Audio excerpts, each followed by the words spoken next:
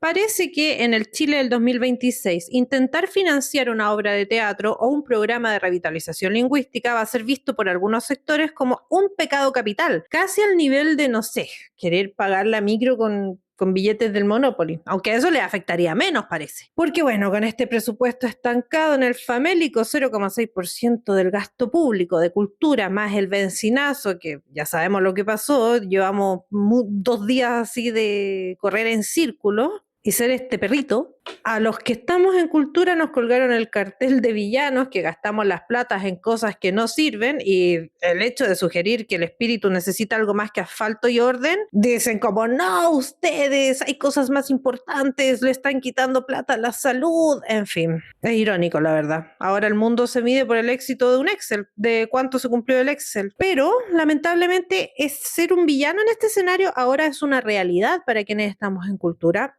Y ya esto no es un capricho progre, como quisieron decir, es una estrategia de supervivencia intelectual frente a todo lo que está pasando y todo este momento de pasividad de la gente. Entonces, bueno, ¿cómo nos va a afectar todo esto en el sector cultural, todo este cambio económico?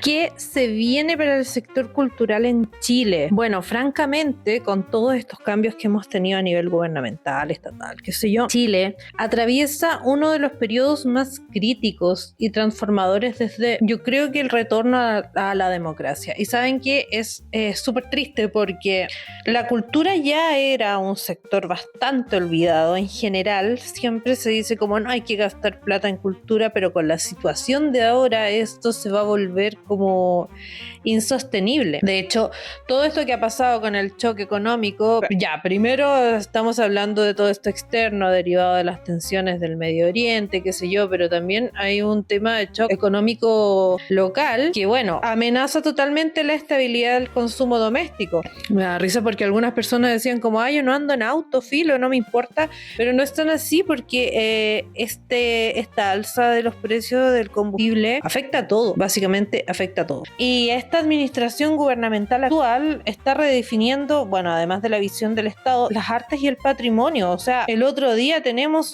sin ir más lejos, saben que esto parece chiste, pero no lo es, la decoradora de interiores que decía como de la moneda, patrimonio, pero decía como de la moneda, ay, hay que dejarla más del estilo boutique, tenemos que darle un aspecto más hogareño, más cozy, y era como, ¿qué? Estáis hablando de un monumento, estás hablando de algo histórico y es como, no, es que tenemos que hacerla más boutique, o de verdad, y esto es como la tónica que vamos a tener en todo el gobierno. Entonces, en general, todo lo que está pasando generó esta incertidumbre que no sabemos básicamente qué es lo que puede pasar porque, claro, este año se puede ejecutar el presupuesto cultural, que por cierto no alcanza la meta ni el 1%, y como estamos transicionando hacia una política de austeridad entre comillas, porque para subirse los sueldos a ellos también, quieren rescatar también las tradiciones nacionales, llámese rodeo, porque en general es lo que les importa básicamente.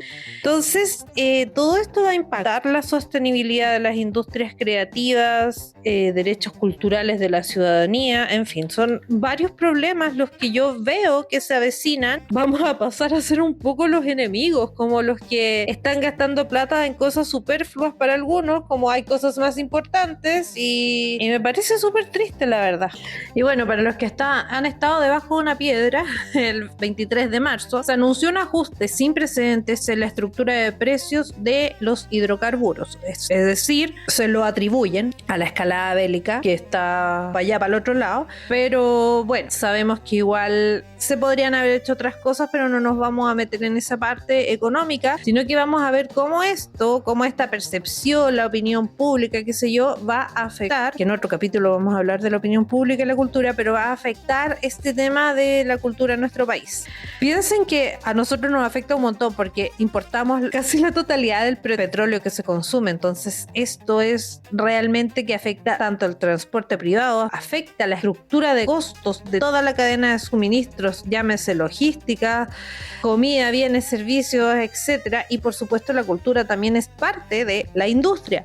Primero, partiendo porque, bueno, la cultura está totalmente, o una gran cantidad, centralizada en la región metropolitana, por lo tanto, para poder, miren, esto es muy básico, para poder descentralizar una propuesta cultural se requiere de transporte terrestre para poder ir a otras partes a presentar, por ejemplo, una gira teatral, un concierto regional, el traslado de exposiciones museográficas. Todo esto ya se utiliza camiones mayoritariamente que utilizan diésel. Aquí ya empiezan a aumentar los costos. Ya el encarecimiento de los fletes. ¿Por qué hago esta comparación que parece tan básica? Fíjense que no lo es, porque uno podría decir, no nos afecta, pero claro que sí. De hecho, la Confederación de Transporte dijo como que estos costos iban a ser traspasados inevitablemente a los clientes finales. O sea, primero, como decía, los costos van a ser traspasados a los clientes, esto va a ser inevitablemente así. Y en el sector artístico esto se traduce en el aumento de los valores de los tickets y, en el peor de los casos, en la cancelación de presentaciones en zonas extremas debido a la inviabilidad financiera de los traslados. Piensen que, por ejemplo, si se ganaron fondos culturales el año pasado donde se tenía que cumplir unas metas, porque siempre hay unas metas donde se calcula el presupuesto, no sé, en traslados, benzina, etcétera. Si es que hay algo más a nivel regional, esto ya empieza a afectar. Y aquí estamos hablando solamente en temas de traslados, en cosas artísticas. Y como lo vemos, ya es un problema. Hay una cosa que me gustaría aclarar desde ya, y es cuánto del presupuesto general se lleva a cultura, porque siempre dicen como, no, es que le están quitando a salud, a educación. Saben que esto es menos del 1%. Primero, se había prometido que al menos este sector iba a tener un cumplimiento de la promesa de alcanzar el 1% para cultura, pero estamos alcanzando apenas el 0,6% del gasto público nacional. Y ahora, claro, este presupuesto se está llevando a cabo por la administración actual porque se deja desde la administración anterior. Entonces se ejecuta bajo la vigilancia de la administración de José Antonio Kast. ¿Cómo va a ser el otro año? Eso es lo que a mí más me preocupa, porque si ya se han hecho estos recortes, o se está diciendo recortes que son de cosas básicas, pues, o sea, se está evaluando cortar Junaed, ya se subieron los precios de algo que es del día a día. Obviamente cultura pasa al final. Y ojo que, claro, igual te pueden dar un presupuesto, pero también se puede poner énfasis en las prioridades, y aquí cambiaron efectivamente las prioridades, porque se observa un robustecimiento institucional en áreas vinculadas a la conservación y a la identidad tradicional. Siempre estamos bajo el lema de izar la bandera, pues. Entonces se incrementan, no sé, fondo al patrimonio, fondo de los museos que se quiere descentralizar, se puso prioridad a discutir la nueva ley patrimonial, qué sé yo, pero hay un enfoque también conservador de la identidad chilena y de todo lo que hay que ver con esta cuestión así como de la bandera y del rodeo, porque es así. Si esto no es una caricatura, que es lo peor. Esto implicaría que nuevas cosas emergentes no prosperarían tanto. Hay una priorización de restauración arquitectónica y monumentos. Esperemos que eso se lleve a cabo, porque yo creo que no, honestamente. Siempre está todo esto en el papel, pero al final la responsabilidad de mantener un monumento, o sea, un edificio patrimonial o algo así, siempre recae en los dueños, y es caro, es difícil, las contribuciones son altísimas y ayuda hay cero. Se dice que ya se va a fortalecer la red de museos estatales y municipales, fomento de la música docta, descentralización institucional.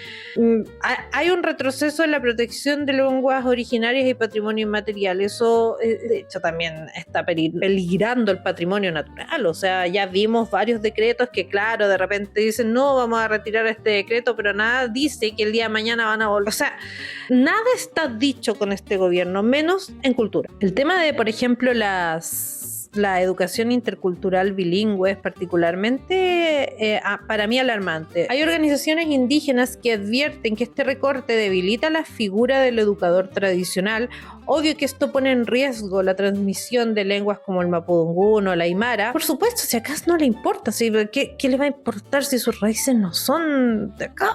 O sea, es que de verdad me llama mucho la atención como que la gente esté tan ciega y esté tan reticente a entender algo que es obvio. Quieren centrar la educación en un currículum nacional unificado y lo alejan esto de lo que califican como fragmentación identitaria. Oye, por favor, ¿hasta dónde vamos a seguir negando como que existen 12 pueblos originarios? Como basta. Y pasamos a la otra parte, que es la que afecta, obvio, a todo el sector cultural, y es la precarización laboral que existe en este sector. Perdón, antes que se me olvide, otro espacio que va a quedar totalmente en el olvido, o sea, en este estado conservador drástico que va a tener el enfoque del nacionalismo cultural. Ya dijimos que va a exaltar tradiciones chilenas, folclore, mundo rural, dejando claro que la diversidad étnica y la experimentación no van. También lo que no va a ir, porque por supuesto no les interesa, es la reparación histórica. Y nos quedó bastante claro con el tema del fracaso y la cancelación del Museo de la Memoria en el Biobío. Piensen que este proyecto llevaba una década en desarrollo y le revocaron los permisos de uso de suelo bajo el argumento que la inversión era desproporcionada y que el espacio debía usarse para eventos masivos o infraestructura comunitaria.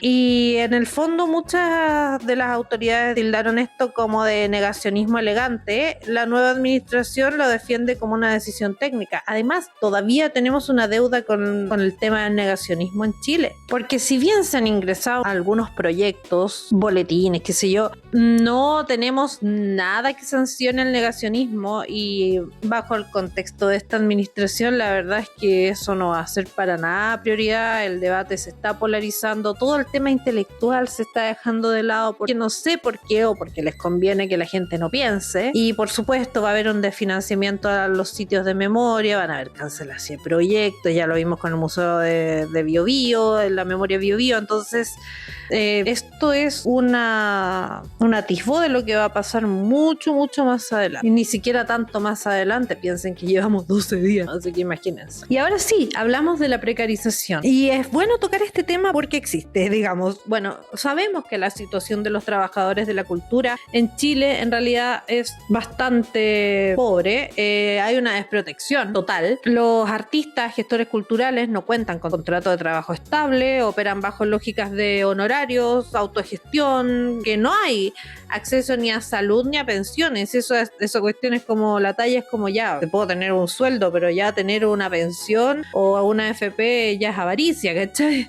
Y además se ha denunciado que el Estatuto del Trabajo Cultural, que buscaba reconocer la excepcionalidad de la labor artística y dotarla de seguridad social, está en un estado de parálisis legislativa, porque como lo hemos dicho una y mil veces, no les importa y van a poner a la cultura, al patrimonio y a todo esto como el enemigo que hace gastar plata innecesaria. Eso es lo que se viene para las culturas, te los digo desde ya.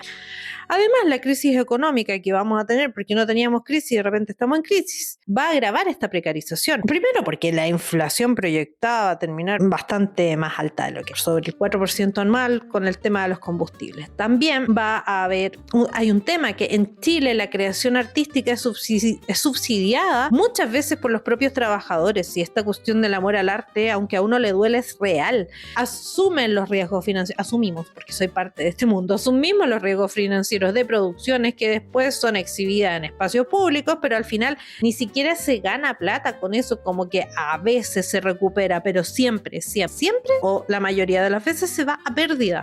Piensen que ya los fondos concursables son limitados, no sabemos si va a haber un recorte en eso, y eso genera una dinámica de emergencia constante. Hay una incertidumbre sobre la continuidad de programas como el PAO, por ejemplo, que es un programa de apoyo a organizaciones culturales colaboradoras.